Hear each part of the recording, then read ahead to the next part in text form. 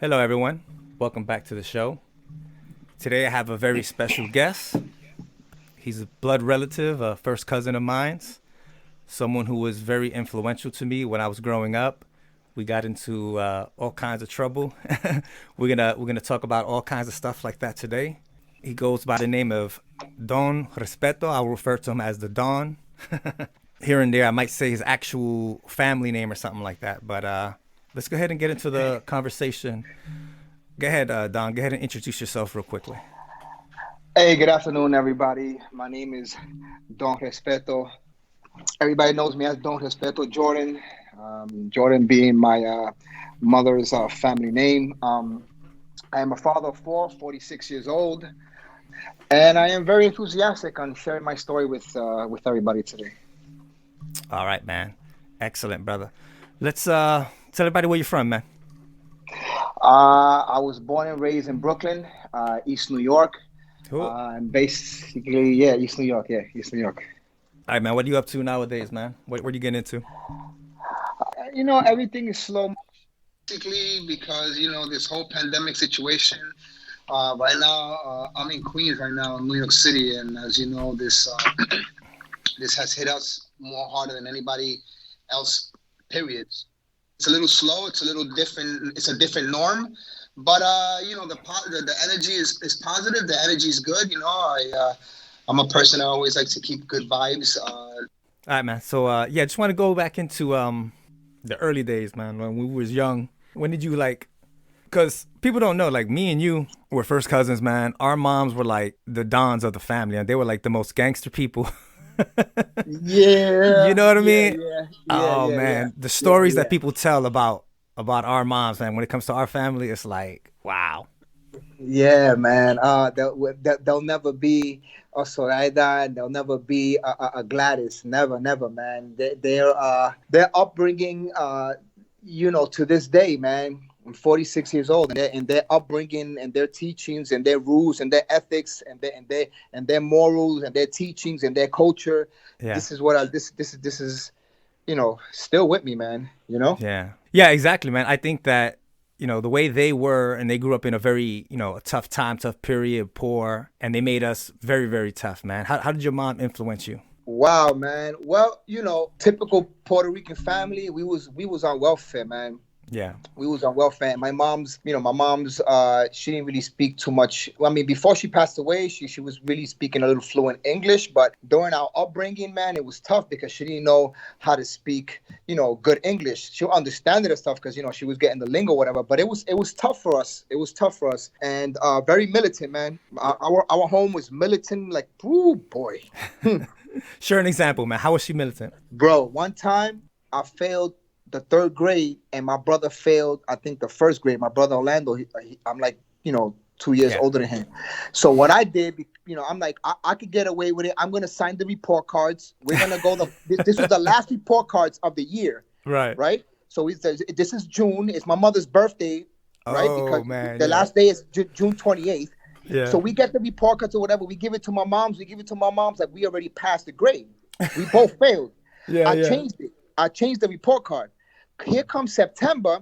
Our mother's taking us to school now. Ay, yeah, yeah. So we're kids, bro. I'm in the third grade. I'm not thinking my mother's gonna figure out that I'm going back to the same fucking Damn grade or great. whatever. Yeah, yeah. You know what I'm saying? So when my mother did figure it out the same day, bro, and I got home, my mom's whipped my Oh ass with man. the electrical cord with the knots, and she wet it too. She wet it too. Oh my She God. whipped yo. My skin was on the wire, man. Yo, my mom's is nothing to fuck with, man. Excuse my language, man. Yo, Yeah, yeah. It's fine, man. yeah, You could curse on this show, man. yeah, man. All right, cool, cool, man. No, but I don't. I'm trying to control the cursing, but yeah, man. Tough as nails, man. Tough as nails. And you couldn't curse around like I couldn't curse around Gladys and act up around Gladys because Gladys would smack the shit out of you ASAP. You know what I'm saying? Yeah, yeah, yeah. ASAP. You know what I'm saying? But yeah, man, they were like twins, those two. Yeah. Yeah. So that's what I think a lot of people in this generation don't understand. A lot of people think that they listen to your story and they immediately think of like child abuse. I never felt like I was abused. I just felt like we grew up in a different time where it was discipline, man. You know what I mean? Even when my mom like hit me with whatever, man, a phone, a wooden Yeah, spoon, whatever it was, she hit me with. I never yeah, felt like she didn't love me. I never felt like she was being abusive. Every time it was like, yo, I messed up, and I knew I messed up. You know what I mean? I I yeah, don't I yeah, don't I yeah. don't share that victimhood of like my life was tragic because my dad or my mom spanked me or whatever. You know what I mean? Yeah. Yeah. Because sometimes, we blame the parent because as kids we don't know no better. But when we become parents and we go through the same shit that we put our parents through, we get a little taste of our own medicine. We Oh know what yeah, life is about. I learned that with my oldest. And I'm learning it now, still, right now.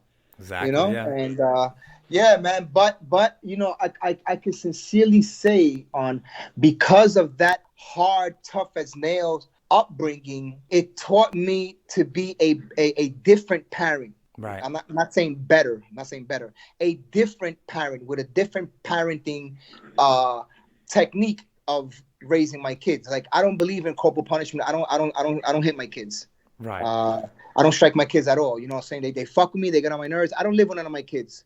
Okay. But they live with their moms or whatever. Right. But yeah, even with them, like they get on my nerves or they do some dumb shit. They do some dumb shit in the house. Whatever the fact that be, immediately I tell the moms, "You'll take the phone away." Everything gets locked down. And they Right. suffer more on that. But it taught me, man. That upbringing, that tough upbringing, taught me a lot, man. Yeah, man. I think that a lot of times it went overboard. Back in the days. I'll spank my kids, maybe, a little bit, a little pow pow on the backside, nothing too bad. But Yeah, yeah. yeah, I try to stay away from all that. I take away things. Well, spanking and getting your ass whooped with a wire is a big That's different. different. It's a big difference. Yeah, man. You know. Real. So Yeah. yeah. Yeah.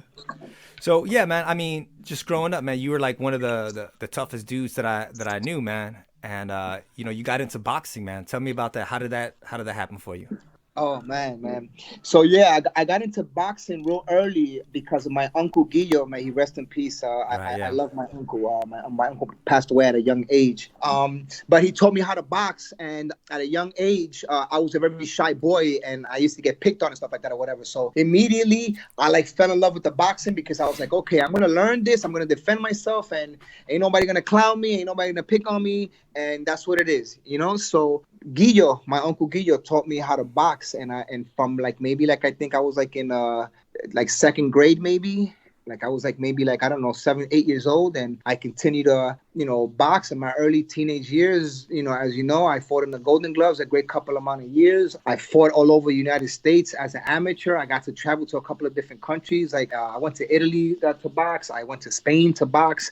I went to Germany to box. I've been fortunate at a young age to box, and again, the New York fucking streets, man. They they Yeah. they, they got the best of me. Especially And back then. yeah. Well, the crack era. Yeah. We are the crack era. This is the crack era. Oh We are yeah. the The crack era. '80s, man. Yeah. Yeah, we are the crack era. And the AIDS era. That's when the shit just boomed. Those two eras right there, that phase that America was happening even now. We're the Yeah. third generation already to that.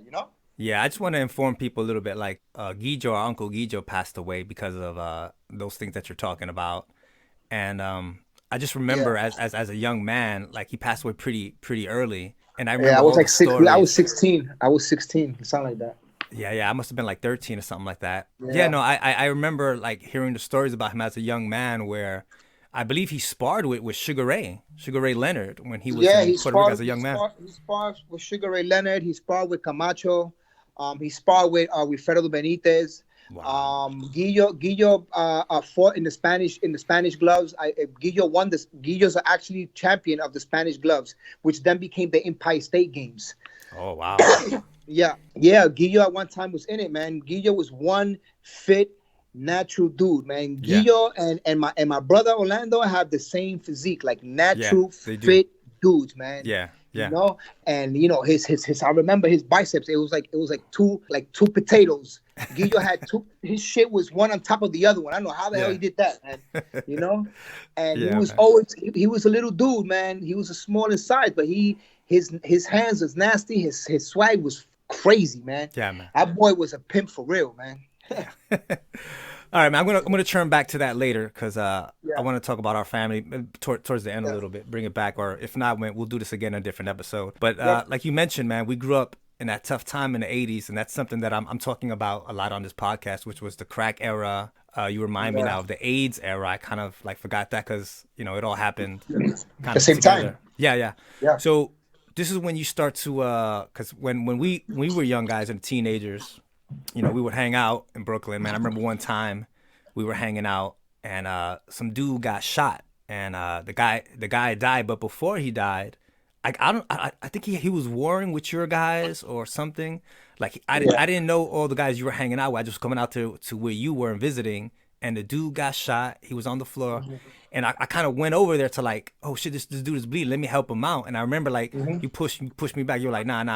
That dude is I don't know if he was a rat or some shit, man. Do you remember what I'm talking about? Yeah, I was like, don't touch him. Let's go. Yeah. Yeah, Yeah, man. I was shocked, yeah, man. To be honest with you, man. I had seen people shot before that, like when I lived with my dad in the projects over there yeah, by Pinkin. But yeah, yeah, yeah. Woo! that was a different Fire over experience for there. me, man. That was a really different Yeah. experience. Yeah, I remember that day. You was young. You was like maybe like 13, 14 maybe. Yeah, I pretty was I young. was about 16, 17. Yeah, I remember that day. It was on 40th Street and Ninth Avenue, right in the corner, right off the corner. Yep. Yeah. Shit Do you was remember crazy. like why that happened, or can you talk about that? It was that was over drugs, man. It was over drugs. He owed some money, Yeah. and he was paying little by little, and he slowed up on the payments, and motherfuckers got mad, and they remind him to hurry up. Yeah. Yeah, you remind them really well. Yeah, man. Yeah, yeah, you know. Yeah. So and so it's crazy because that whole clique, either they're dead or doing life in jail. Each one of them. That Yeah. era right there. Yeah. So it's crazy, man. So when did you get mixed up with all that stuff, bro? Pretty early Probably when on? I was probably earlier on, like maybe when I was like I started smoking weed, like maybe like I was like maybe like 13, maybe 14. Wow. I was definitely smoking when I was 14, when I was smoking with 15 or whatever. And I remember one time I had a little clique, you know what I'm saying? Uh-huh. I had a little clique named KYK, Crazy Young Criminals, Sunset Park, Yep. you know what I mean? Yep. And we just did our own little crew, and the shit just blew up because we got real, popping, real famous, real out there. Because I was boxing, my mom's got the cars, you know what I'm Yeah. saying? My mom's is the big G over there. I'm boxing, coming out in the newspapers and all this crazy shit or whatever, real popular, whatever. And shit gets to your fucking head, and you want to live the fast life. You know what I'm saying? you know. Yeah. So Yeah. I was caught up in between following the boxing, and I was already getting high as well, And the girls, you're 16, 17, Oh yeah. I was heavy into the girls, you know what I'm saying? The girls are heavy into me, and we mingling, regular shit, We were different type of teenagers because we had cars. At 16, I had my first car. I had a Ford Tempo that I crashed in the corner of your house. Remember that car? I remember that, man. I thought your brother was dead, man. Yeah, man, that was the first car I ever owned. I crashed it right there 2 months later after my mother gave it to me. Yeah, I remember you guys were coming to pick me up. We're gonna go out I was and get coming into to pick something. you up, bro. Yeah. Jesus Christ, man. And look, Yeah. oh my God, man. Thank God we didn't pick you up. Yeah. Yeah, and I just remember being scared. I remember seeing it in your eyes, man, like the fear, like you yelling and crying, like you're screaming out for your Yeah, brother, man. He was like yeah, just like yeah. I lifeless, was like, man. because he estaba pinchado against the wall, remember? Yeah. So I'm like, yo, let's get this dude out of here. Let's get this out of here. But yeah, shit that we go through, man. We was young. I was 16. And the guys who hit you, because I was out the window, man. People don't remember, like back in the days before there were cell phones in New York City, you looked out the window. That was your social media, man.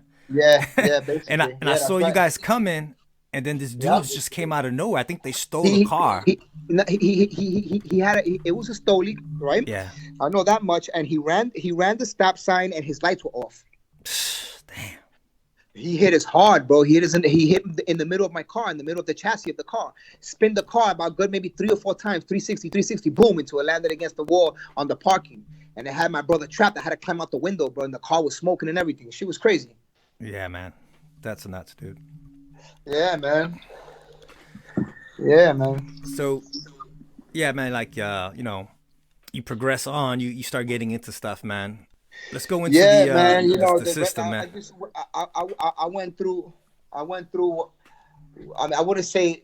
ordinary, but I'm from Brooklyn. I'm saying born in East New York. I spent a lot of my time in Sunset Park, back to Bushwick. I spent a lot of my years in Bushwick and stuff like that, which is predominantly Spanish or whatever it could be. And then Right. I'm young, 18 years old. The cars. I was doing the music and Women, drugs, music. Yeah. the woman, the drugs and stuff like that, whatever. It ate my, it took over my boxing career, man. I totally forgot about the whole boxing. I was just caught up Yeah. in the glitz and glamour. You know what I mean? And I was just, I wasn't an ordinary teenager, bro. Like, you know what I'm saying? I always had a fucking car. I always had my fucking jewelry. I always had my shit. You know what I'm saying? My Yeah. mom's always had my back or whatever. So Yeah. regular shit, man. Yeah. You're thinking that that's a good life. You know what I'm saying? Yeah. There's a show on HBO. I'm trying to remember the name of it. I think it's called The Night of. There's a character when the guy goes to prison. He's a former boxer, but he's like the Don in prison. That character Okay. reminded me of you, bro. Always. Oh yeah. Yeah, man. I'm gonna check it out. Yeah, check it out, man. So let's fast forward, man. How did you end up serving time?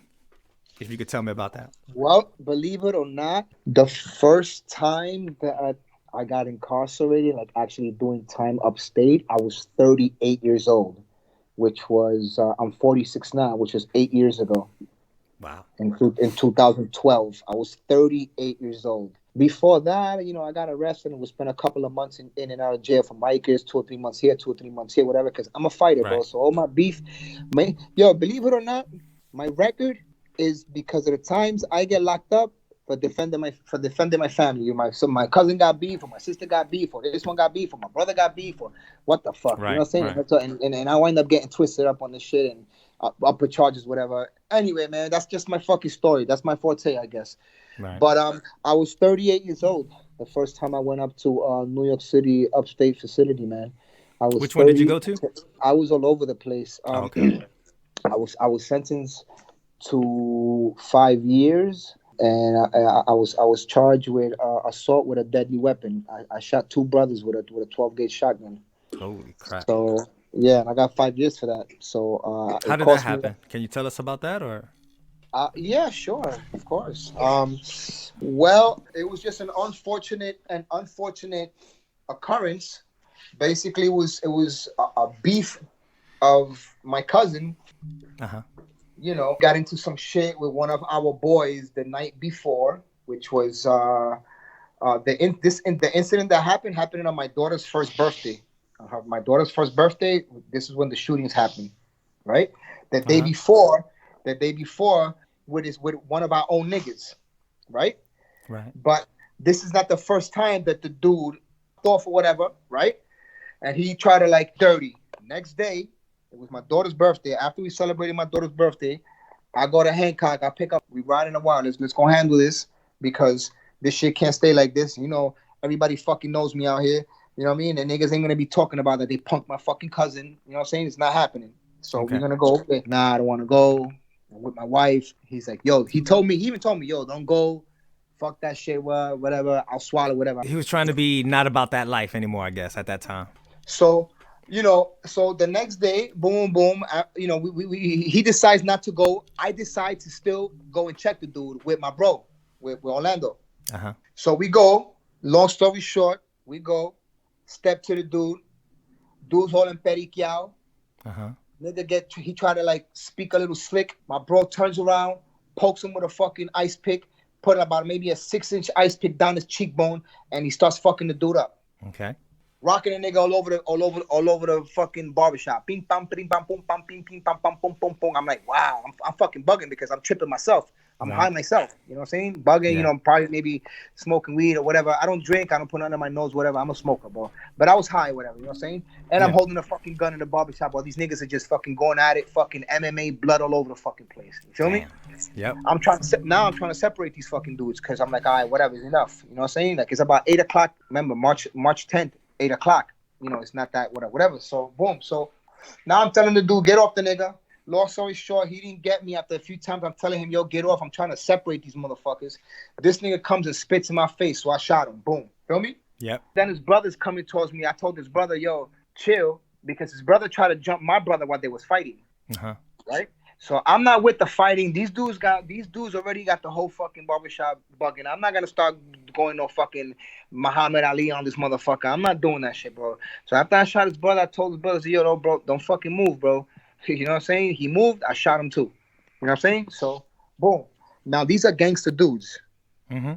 These are dudes that are selling drugs, robbing niggas, killing niggas, shooting niggas, banging niggas, robbing niggas, raping bitches. You feel me? All the gangster shit, yeah. The gangster shit, right? So now they pull up his skirt, motherfucker call police. Long story short, nigga snitch. I put up Yeah. about fucking 75 to 80 fucking grand. They gave me a 5 flat. Okay.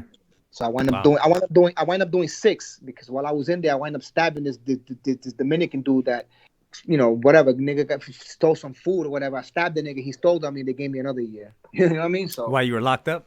yeah, when I was locked up, this dude that I was eating with, I would feed the dude, this Dominican dude. I would feed the dude and feed the dude and feed the dude. And I'm new to the upstate shit, but you really can't trust a motherfucker. But Nope. I'm getting good food, you know what I'm saying? Thank God that, this girl was for me or whatever. He took care of me or whatever, make sure that I ate good or whatever. The only person that did that for me, you know what I'm saying?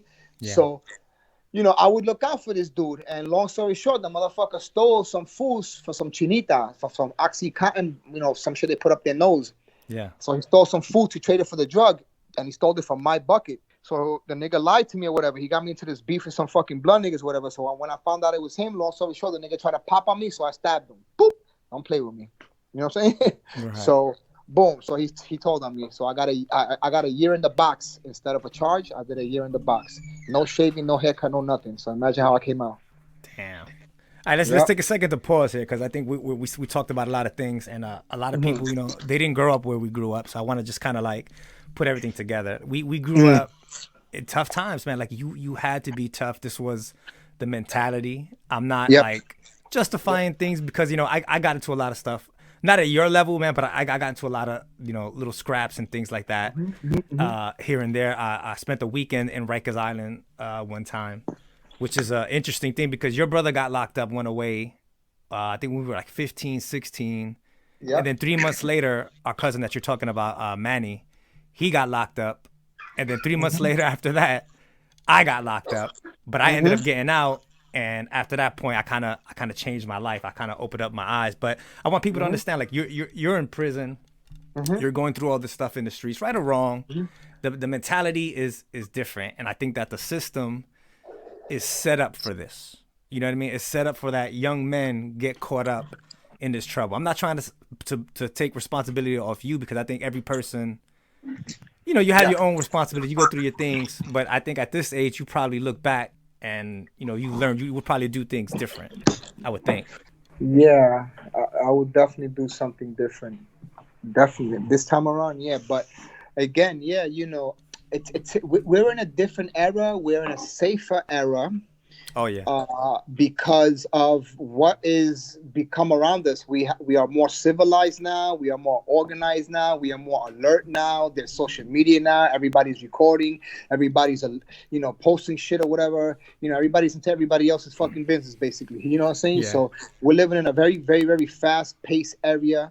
I believe overall, it's we are in a safer era. Like right now, anybody right now could sell drugs. Any fucking okie doke pendejito nigga, nerd ass nigga. Those are the fucking drug dealers now, bro. Back in the days, if you wasn't busting your gun and you wasn't that, you know what I'm saying, that bully motherfucker on the block, you wasn't making no fucking money. And it's not even that. Like even if you wasn't into gangster stuff, you got affected by the way things were because I remember like you kind of gave the example. It's like, hey, if someone's fucking with me or someone's messing with my brother, my friend or whatever, now people think they can mess with you.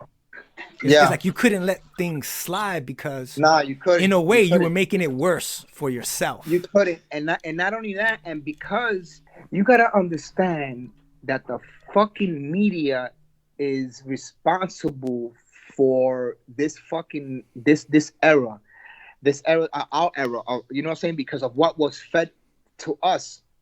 You know what I'm saying? Now it's a different era because children are much more informed now because everybody has a phone.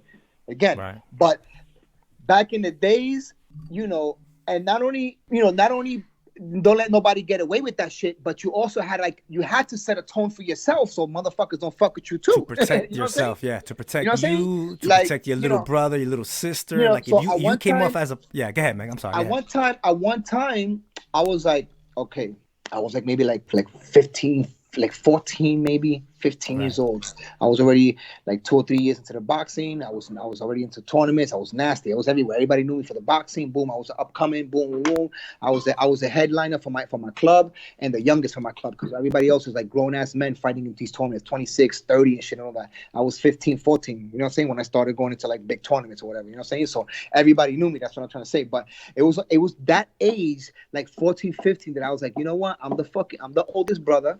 You know what I'm saying? Nobody's gonna fuck with my brother. Nobody's gonna fuck with my sister. And everybody's gonna fucking know that this is my little brother and this is my little sister. Because my little brother, he wasn't, he's a sharp individual now, but he wasn't back then. Right. You understand? He always got into like trouble or whatever like to be. They call him Animal. So I gotta, you know what I'm saying? So that was his street name, Animal. You know what I mean? Right. So Yeah. and then my little shithead sister. That was who she was. My little shithead sister. She knew nothing about the street. She was mad young at the time or whatever. You know what I'm saying? Elementary school or whatever. So and everybody stood the fuck away from my sister because they knew that I'll fucking kill him. You know what I'm saying? Yeah. So and because of the boxing. I had a big boxing team. I was like mad popular. I already had a car at 16 years old or whatever. A lot of kids were taking a liking to me or whatever. And we formed our own little crew. You know what I'm saying? And that was the image right there. You know what I mean? Yeah. I think what people need to understand is that, it was a tough time, and there was a lot of predators out there. And if as you being the older brother, if you would have had a reputation as a punk, then that means your little brother, your little sister are now open season because there's no one there to protect them. And my moms will fuck me up, bro. Well, that's the thing people don't my understand. moms Like, find out. My moms will always. oh tell my me God, this, yeah. bro. My mom, excuse me, my mom. Because they grew up in the same mentality, man. They grew up probably even worse. My moms tell me, you defend your brother and sister. You defend yourself. You don't be going out and starting trouble. If anybody fuck with you and they bigger than you, or you losing the fight, and you're gonna grab something and you're gonna put it down. You know what I mean? Yeah. That's the same thing I got from my mom. You're not gonna come to me that we lost, because I'll fuck you up. You know what I'm saying? Yeah. We never lose. You know what I'm saying? You know what I mean? All right, man. Let's move on, man. Let's talk about prison, man. What was prison like? Very dangerous, man. I thought even at 38 that I was that gangster nigga into I wind up not in Rikers when you end up with the big boys in upstate facility. Upstate I was in Clinton, I was in Elmira, I was in Oneida, I was in Franklin, I was in Bear Hill, I was in Uptown upstate box, I was in downstate box. Damn, they moved you all around. Yeah, and this is in 5 years. You know why? Because I'm Muslim. Okay. I converted into Islam in prison, and bro, that was like the best thing that ever happened to me, because that right there structured and lined me up and put discipline in my life for the first time in my life, because Islam is not something that you can say, oh, I'm Muslim, and no. You ain't living that, and because of that, when I was going to different facilities, if I see something I didn't like, I'm popping off, and they're kicking me out the facility. So that was like, I was like all over the place already. You know what I mean? Like, give me an example of something you didn't like. What do you mean? Okay, I'm in a house and these gang niggas is like oppressing and extorting, people or whatever of any race, because race don't even matter to me what effect it be. If I see some oppression going on or whatever, or I see somebody, getting robbed or something, or I see somebody trying to get fucking raped, because I was like, that's a big thing right now. You know what I'm saying? Dudes is comiendo that fucking hoyo up in there. Serious shit, bro. You gotta really kill to keep your ass alive, bro. Seriously, man. Shit is not a joke. 10 niggas will grab you in the bathroom, bro, and fucking tie your ass. Yo, my nigga, shit is real, bro. Shit is real. That's insane, man. So I wasn't jacking that shit. So immediately that I was seeing that, I was already accustomed. I'm popping off. So I see some crazy shit or effect it be, or I see a nigga that ain't moving right, or I see a nigga that's looking at me wrong or something. I don't know. I just boom, boom, boom, boom, boom, kicking me out the house. The whole squad team comes. Fucking turtles come, turn me upside down, take all my fucking belongings, pack me up, and get me the fuck out the facility. Damn, bro. Shit. Yeah. Then they take me to downtown, because now they have to change my whole housing. Yeah. and you're registered to the state. Now you got to go downtown, whole little whatever, get shipped somewhere else, wind up in that jail. Dudes probably don't even like Muslims in that jail, and I gotta pop because if not, when the lights goes off, my life's gonna go off. So I pop, boom, bing, bing, bang, bang. They get me out of there, and now I'm out of there again, like that. So it's a sort of like you got to be the one, like you said, pop off first, because if not, who Oh knows what yeah, happens yeah, then. yeah, yeah, yeah. It wasn't until like my fourth year, because I spent like almost 3 years in the box, in and out the box. Out of the 6 years, I spent 3 years in the box. Tell people what It the was box is, man. the box is solitary confinement, and you get whatever food you get. When I was in a solitary confinement, sometimes because I would have like a lot of like physical situations with the COs or whatever, you know what I'm saying? I'm brolic, you know what I'm saying? And Hmm. these motherfuckers, they're brolic, you know what I'm saying? They think that they could fucking push a motherfucker around or whatever. In fact, they be they're fucking racist KKK motherfuckers or whatever, pushing you around. Hey, you fucking nigger, come here, brown fucking sky, get the fuck over here. You know what I'm saying? Like that, straight jacket like that. Damn. You don't like it, you don't like it. You say you better shut up. Keep it moving, bro. Or they're gonna Okay. break, they're gonna kill you and throw you under the dungeons somewhere. And then when I So find the you, COs are just as bad as the inmates then. gangsters, they gangsters. They're the real gangsters. So that's the thing, man. Like people don't understand. Like, how can you get a young man that's trying to find his Listen, way through listen, life? Go ahead, man. listen to this. For the majority of my life, I was a dude that never lost, Uh never huh. lost. So like I was 38 years old, and that action that I took when I shot those dudes and got me that bid, Uh huh. and the pain and the suffering and the experience that I went through upstate and the treatment that I saw and the oppression that I saw and all the crazy shit and the violence that I saw, it made me a savage animal, and I struggled so much You have to be to survive, man. to no, but that shouldn't even affect you even when you come home, bro. You know what I'm Yeah, saying? it doesn't go away, I man. got fucked up. I got fucked up PTSD, bro. Yeah. I got serious PTSD over this So bit. that's You the know what I point mean? I want to make. Is that imagine a young man, like your brother. I think he went up when we were young. We were like 16 years old. So My brother went up when he was going through that, 16. man. Yep. Like, Yep. how do you expect a human being to function in society after an experience like that for years, man? I think the system is corrupt. We need to do something about it. The way we go to school and they teach about slavery, about how horrible it is, that happened hundreds of years ago. I think that's what people are going to talk about the prison system 100 years from now, 200 years from now. They'll be like, I can't believe that we did that to people. But yeah, you can't, a very selective few gets to come out and function in society and gets to turn it around and be successful or just survive. You know what I mean? Most of Yeah, us that just come to out of function. most of Yeah. us just to function. A lot of us don't or can. Yeah, I when I was doing my research for the thesis, I found studies where certain people come out of prison and they enter a room and they have to be able to leave the room through the same door. Their mind is so used to being like in a cell or a box Yeah, that they yeah, can't imagine. What do you mean? There's another door. There's another exit. That shit don't compute. And I'm like, yeah. yo, what kind of damage is that, man? That's insane. Yeah, yeah. Well, that happened to me for like maybe like a good maybe like 8 months when I came home. I came and I was always my apartment is pretty big. Space is huge, Yeah. and I will come my door my room has a door and I will just come in my bro. I'll never fucking come out I'll never come out my fucking door, bro.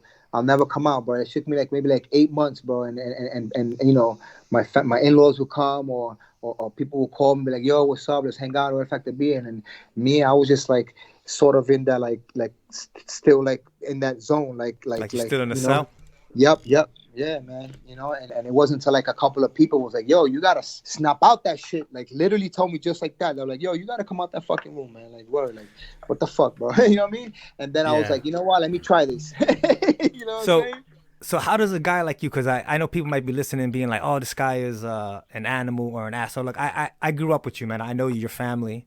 I know you got a good heart. You done some things in Yeah, your life. Nobody's perfect. But how yeah. does a person like you who experienced all this, you did some time, how do you go? How do you go on? How do you move on, man? How does that happen? I do want to thank. Before I used to think that it was hardship, but I do want to thank. I got 4 children. I got one adult and three children. They're 12, 9, and 9. I got one daughter, and that's it right there for me. My daughter's existence changed everything for me.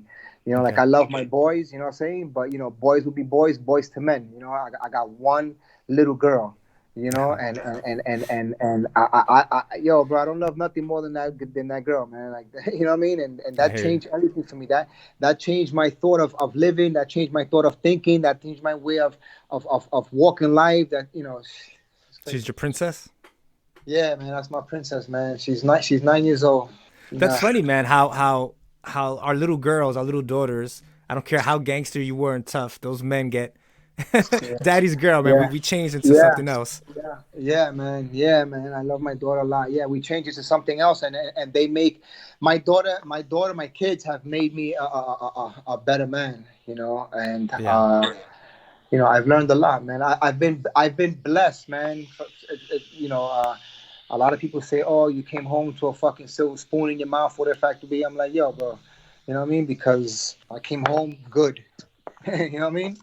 Good. I You Yeah, I know, think that's you my, need that, man. Because if you would have yeah. came home to like a mess, who knows? Maybe you go No, right no, back no, in, no, man. no, no, no, no, no. I came home not even to the hood. I came home to a different borough. Nice.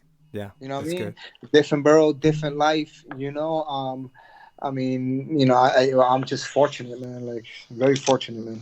Do you want to talk about your religion because it's an interesting thing, man? I mean, everyone in our Uh, family is either Catholic or Christian or something, and yeah, here you are. yeah, yeah. Do you still celebrate Christmas or what, man? Well, this the season to be jolly. Jolly. Listen, well, yes, Okay. I tell you, you know, honestly, I take up Islam. I follow Islam. I love being a Muslim. It has changed my way of living. It has changed my way of even using the bathroom. You know, All right. So it has taught me so much etiquette. Also, it has taught me so much Hmm. morale. It has taught me so much It sounds discipline. it sounds like it's giving you some kind of structure to follow, man. Oh, there's this yeah, this is it. You know what I mean? Yeah. This is a structural thing. You know, our life is written. This is a culture for us. This is not really like Yeah. a religion for us or whatever. So it's tough about because my brother introduced me to Islam, Uh-huh. uh, and right before I got to turn myself in to do the 6 year bid. I copped out to the 5 years because they offered my brother was going to get life because his record shows, his record was more fucked up than mine. So Yeah, he we had got to an priors. agree- Yeah. yeah, we got to an agreement that I'll take it if he takes it. So we both took the 5 and 5. So Okay. that saved or whatever. But again, it's just I don't know, man. I get chills, man. Yeah. you know, you Yeah. know I just get chills, man. Just Well, I'm glad you found that, man. I yeah, recently have come. I'm not religious, but I yeah, now, after my mom passed away and then our uncle Benny passed away, I stopped drinking. I talk to God almost every time I close my eyes. yep. Hmm. I don't know who I'm talking to. Like I don't put a label on it. I Hmm. don't follow. I don't go to church. I don't follow any religion. But I Hmm. commune with God almost every chance I got. And the first thing I do is say thank you for everything that I got, because the story that you're sharing could easily be my story. I was down there too. A lot of us were. And I Yeah. think the system, where we grew up was set up for that. The few of us that did make it out and not get caught up. Well, put it like this: East New York. I'll give you a perfect Yeah. example. East New York, right? The Yeah. developers, That was the the murder developers. capital of the world, man. Listen to this, right? Yeah. Practically every little hood in Brooklyn has Right. turned around with this whole gentrification or whatever, all this Right. remodeling and all this new construction going on, new building, new infrastructure, whatever, right? So they're saying East New York they have like so much planners from like all over the world because they're saying if we could turn around East New York, it'll be our greatest accomplishment that we could turn around. You know what Yeah, I'm saying? no, So I you believe know, it, man, because when we grow up, man, go on Netflix, brother. There's a documentary, I don't know if it's still there. I think it's called the 7-7 or 7-5. It's the precinct that where I live by Pennsylvania, oh, the seven over five, there. yeah, yeah, That's yeah, my yeah. neighborhood, man. The fucking Yeah, I know, cops were East New York. corrupt. I Crack know. was That's where crack we was from. through the roof. And that Yeah. was like the murder capital of the fucking world, dude. That's a And war zone, man. How you supposed to get through they were that? corrupt. They were corrupt. The police were corrupt. Those police were corrupt. Yeah, man. And you expect kids to just not be affected by that, or families? Like, Look, that's look. crazy, So man. look, so Look at look, Chicago now, man. Shit. look. Let me elaborate on East New York, right? Like they say the projects. That's what they changed it to, New York City Housing Authorities, because that's exactly what it was. It was a project. Those project buildings, a lot of those project buildings were built from after the war. They built those Uh-huh. projects to move the families of the soldiers there for, for cheap, apartment buildings, were effectively. So that's what it was. It was a project. So what Right. happens is, like East New York, like I used to live in East New York projects by Boulevard Projects, by Skank and Stanley over there, by East New York, by Gershwin Junior High School, by Linden Boulevard, right? Okay. Yeah, yeah, yeah. So what I'm saying is that there you go. You have a hood with a whole bunch of project buildings, right? With one bodega, right? One Right. or two bodegas, right? And maybe one little fucked up supermarket, and like maybe 3 liquor stores, one after every block, right? Yeah, yeah. Or Right? pawn shop, Right? yeah. Right? No habitat whatsoever, okay? No No, place for no, people no, to no, no, thrive, no, yeah. no job enforcement whatsoever. No Right. community rehabilitation, nothing. No Yeah. programming running, nothing. Okay, you don't offer nothing, so you have a whole bunch of fucking kids running around, thinking that this one want to outshine the other one, this one want to outshine the other one, and hip The, hop, the the only hip hop. option they got is to get into trouble. Listen, hip hop, Yeah. hip hop has such an effect An influence, yeah. on they had such an influence on me. I speak. Hip hop has such an influence in my life. When that Onyx drop, throw Yo. your hands in the air, I lost my fucking mind. Yeah, everybody did.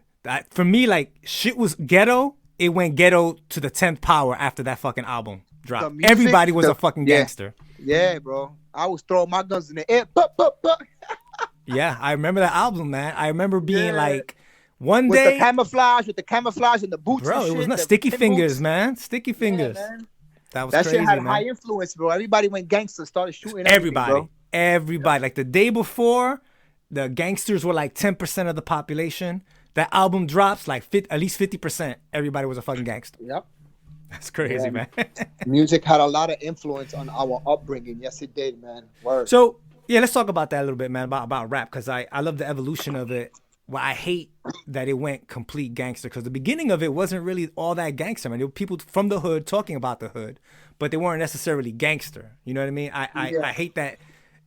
For the most part of the 90s, it became just 100% gangster. Who can out gangster the next person? Yeah, and but what's going on now in like in Chicago and shit, man? That shit is Horrible, that man. drill. That's not what you call that drill. The drill music. Oh shit, drill music. And What's let me that, tell man? you, I'm not in it anymore. What is it? Okay, drill music is what like that rapper King Von, the one that got killed recently. Okay. King Von got killed. Mo 3 got killed. Pop Smoke, Nick Blicky. I could go on and on and on. Right. These rappers are spitting that drill shit, and that drill music is kill music. Okay, so Is it like you're battling? rapping, These guys battling, or what are they doing? Diss rap? No. You're spitting is diss rap. You're spitting, my crew and this crew. We're the most gangsters and we're killers and we go to your hood and we'll kill you, nigga. And that's what they'll do. They'll go pass by your hood or whatever with their little phones or whatever and start shooting at niggas and recording shit like, oh look, I ran up on this rapper, whatever, or I killed this rapper, or I killed that rapper. And these dumb rappers are going on Instagram, exposing their addresses, and these fucking dudes are coming and you know what I'm saying, and killing these niggas for the little bit of money that they have, what effect it be, you know what I'm saying? So a block that they don't own. So the rappers with this drill music, it's a crazy war going on in Canarsie right now. Canarsie and Flatlands and stuff like that over there. Like that's where like Pop Smoke was from, and Okay. Nikki Blix or whatever. So it's a big fucking war, man, between either you spinning or you dropping. That's what it is. You know what I'm saying? The woos versus the chews.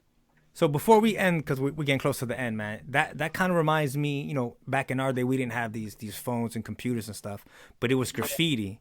And then someone would like, you diss somebody through graffiti. Like you would go around, look at a wall, look at a train, and be like, yo, that dude dissed you. He like, he wrote over your tag or something like that. Kind of sounds like that, man. Yep, that shit was deadly beef too. You know what I'm saying? But, yeah. Nothing like before, man. Nothing like before. That shit will get you killed too. When you used to cross over your people's name and cross them over and be like, yo, fuck you, and start a crazy graffiti war and that crew versus this crew, Yeah, that posse versus this posse. Yeah, man. Got crazy, man. All right, so before we go, man, just the last thing, and maybe we'll touch on it more next time. We Yeah. have an interesting family, man. Like Uh-huh. for you to go through everything that you did, and Uh-huh. you're doing as fine as you are, man. I mean, maybe things aren't perfect. I know everybody got struggles. I do. We have so many talented people with sports, boxing, baseball, Yeah. music, cooking. We Hmm. got some people in our family who could cook. People who are Hmm. funny as hell. Yeah. I feel like we're like the Wayne's family, but Yeah. no one's I feel crossed that way. over, man. Nobody's made like really successful to that next level, man. You know what I mean? Do you have any thoughts on that, man? Because I think about that all the time, man. I tell you what, man. This is why we family, man. I'll tell you what. Go Right? ahead. I invested, let me see, 8 years, 18, 20. I invested about 15 years in my son's career. At the Uh-huh. point that we was gonna get him signed, he gets, himself in a trouble where that goes down the drain, And right? he's a rapper. Yeah, he was rapping Okay, and doing he the was a rapper. reggaeton for very successful. He was very out there. People knew who he was. So anyway, but as we speak right now, we have talent as we speak right now. And if you ever chop this up, and my family ever hears this, Uh-huh. we got talent now that I hope that one day we all get together, we all put all our experiences and our love and our efforts, and our dedication or our commitment rather, and Yes, yes. and push for these young generation of our kids now. Our kids are the stars now. Our kids, like my kid, your kid, Will's Right. kid, and so forth, and Lenny's, and so forth and so forth. That generation type. You know what I'm All saying? right, so let me close it out before we get out of here, bro. I agree with everything that you're saying, brother. I'm gonna reach out to you more as a family. One of the Yeah. reasons why I'm doing this podcast is to spread that because I hope it doesn't offend anybody, man. What I'm about to say, but Yeah. we had so much talent, so much potential, man, and I feel Yeah. that our family, our parents grew up real poor, man, in Puerto Rico, real Yeah. poor. They came to this Yeah. country real young, and I think Mhm. that they got it in their minds that there was like a line we couldn't cross. So I felt like they Yeah. didn't really push us to be that next Yeah. level. Like, hey, you know what I Yep. mean? Because they Yep. felt like, Yep. well, we're Puerto Rican, we're dirt poor, and it's Yep. never gonna happen.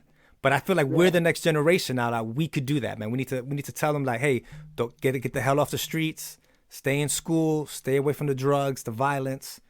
Let's let's do that for the future, man. We got way too much talent, way too much heart in this family, man. Yeah, that's right. I agree with you 100%, man. I agree with you 100%, man. And I try to stay as much as contact, especially with this whole COVID going on. I stay in touch with at least maybe 90% of the family, and this season has been Uh-huh. special, real quick, right? Off the record Right. or on the record, I don't care, right? Right. This has been so special to me that that we get to speak after such a long time with Affected B. I was just talking to Will about a week and a half ago for the first time in fucking like 8 years. You know what I'm saying? Yeah. So it looks like this season is going to be like at least a little bit more special for me than last season already, man. Getting in touch with Yeah. you guys and speaking of unity and speaking of love or Yeah. whatever, man. And we got the dream team, bro. We're Yeah. gonna start 2021, bro. Here we I don't go. know, man. I think the family's coming together like Voltron, man. Yeah, we about to connect like Voltron, man. All right, I brother. I hope. love you, man. Thanks for I coming on the love you show. more, man. God bless, man. Thank you very much, man. I'm honored, man. Thank you.